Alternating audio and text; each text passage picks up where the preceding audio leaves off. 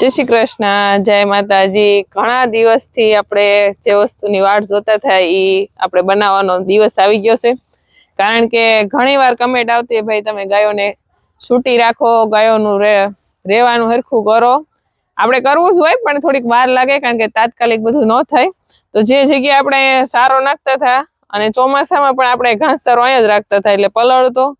તો હવે ચોમાસામાં પણ ગાયો ન પલળે અને એનો ઘાસચારો કોરો રહે એના માટે આપણે સુવિધા કરવા માટે તૈયારી બધી કરી છે। લોખંડ લઈ આવ્યા છે એ બધું અને અહીંયા આપણે શેડ કરવાનો છે।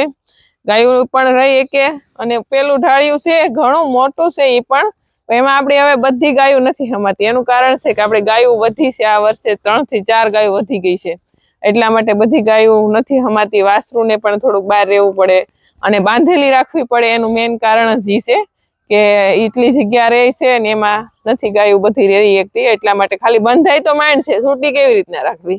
અને પાછું આ ખેતીવાળો વિસ્તાર એટલે છૂટી મૂકી હોય તો કદાચ અમુક ગાય આપણી બહાર પણ જવા કરે, જાય નહીં પણ તો કે બધી ગાય હરખી ન હોય, અમુક ગાય આપણી વહી પણ જાય એના કારણે આપણે છૂટી નથી રાખતા। પણ એને છૂટી પણ રહી કે આ વચ્ચેલી બાથરૂમ ને બધું કાઢી નાખવાનું છે અને એ જગ્યાએ આપણે લોખંડના પાઇપ ફિટિંગ કરીને વાડો બનાવવાનો છે, ત્યાં બધી ગાયો છૂટી રહે। ને અહીંયા આપણે શેડ બનાવવાનો છે, પોળો પણ વધારે બનાવવાનો છે, લાંબો એટલો બનાવવાનો છે જેથી કરીને હામી ગાયું રહી કે અને તળિયાનું તો અગાઉ ન કહી શકું પણ ઉપર છત હરખી બની જાય। પછી જો આપણે એમ લાગશે કે થોડું ઘણું કે હાલો આપણે પોગી વળશું તો આપણે તળિયું પણ હામી ગમાણ કોબું બધું રીતસરનું કરી નાખશું। અત્યારે શરૂઆત કરી છે આપણે કે ચોમાસામાં તકલીફ ન પડે, પલ્લે નહીં, એના માટે આપણે આ લોખંડ લઈ આવ્યા છીએ। અને અમારું સપનું ખાસ કરીને એ જ હતું કે મકાન ભલે પ્લાસ્ટર ને પછી લાગશે, લાદી પછી નખાય તો હાલશે પણ ગાયોની પેલા સુવિધા થાય। અને આ ઢાળિયું બનાવ્યું ને ત્યારે પણ આ મકાન નહોતા, નાના હાદા નળિયાવાળા મકાન હતા અને એ મકાનમાં ગાર હતી કરેલી પણ એ મકાનમાં અમે કોબું નહોતું કર્યું। પેલા જે ઓલા ખૂણામાં ગાયોને કોબું છે ને પેલા એ કોબું કર્યું હતું અને આ વખતે તે આપણે લાદી પ્લાસ્ટર નથી કરવું મકાનને પણ પેલા આપણે શેડ કરવાનો છે અને ગાયોને ગમાણ કરવાની છે જેથી કરીને ચોમાસામાં અને બધી રીતે ગાયો રહે કે અને થોડોક સમય જેમ જેમ થતું જાય એકારે તો બધું નો જ થાય। પછી આપણે અહીંયા લોખંડના પાઇપ નાખી અને પેલું કોબાવાળું ઢાળ્યું છે ત્યાંથી લઈને આ ખૂણા સુધી લઈ લેવું બધું તે એમાં આપણી બધી ગાયો છૂટી રહી કે ને આમાં આપણી બધી ગાયો બંધાય કે। તો અત્યારે જે કાંઈ હું ગાયો માટે બનાવું છું એ મારા યુટ્યુબના 32,700 સબસ્ક્રાઇબના કારણે જ તે આ બધું શક્ય બન્યું છે। તો એ બધાયનો ખૂબ ખૂબ ધન્યવાદ અને મારા ગાયો તરફથી તમને આશીર્વાદ કે ભગવાન ખૂબ ખુશ રાખે અને આગળ પણ તમે આવી રીતે સપોર્ટ કરતા રહ્યો, વિડીયો જોતા રહ્યો, બીજાને વિડીયો શેર કરતા રહ્યો તો અમે જેટલું જે કાંઈ આવશે એ બધું આવી રીતના ગાયની પાછળ જ વાપરવાનું છે આપણે જેથી કરીને ગાય જો શાંતિથી રહી શકશે તો પછી આપણે તો રહી લેવું પણ ગાયને શાંતિથી રહીએ કે ગાય છૂટી ફરીએ કે બાંધી રાખીએ ને તો અમને પણ ગમતું નથી।